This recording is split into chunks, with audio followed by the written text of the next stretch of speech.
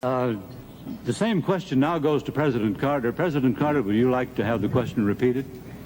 Yes, President Carter, the question of war and peace, a central issue in this campaign. You've been criticized for, in the give and take, for responding late to aggressive Soviet impulses, for an insufficient buildup of our armed forces, and a paralysis in dealing with Afghanistan and Iran. Governor Reagan, on the other hand, has been criticized for being all too quick to advocate the use of lots of muscle military action to deal with foreign crises such as I've mentioned. Specifically, what are the differences between the two of you on the uses of American military power? Mr. Stone, I've had to make thousands of decisions since I've been president, serving in the Oval Office. And with each one of those decisions that affect the future of my country, I have learned in the process. I think I'm a much wiser and more experienced man than I was when I debated 4 years ago against President Ford. I've also learned that there are no simple answers to complicated questions. H.L. Mencken said that for every problem, there's a simple answer.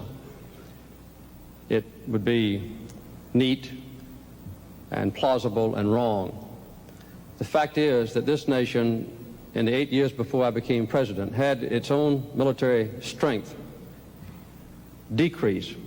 7 out of 8 years, the budget commitments for defense went down, 37% in all.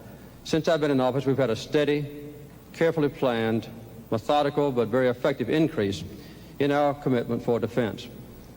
But what we've done is to use that enormous power and prestige and military strength of the United States to preserve the peace. We've not only kept peace for our own country, but we've been able to extend the benefits of peace to others.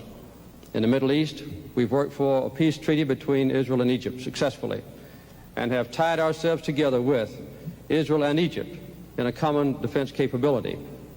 This is a very good step forward for our nation's security, and we'll continue to do as we've done in the past.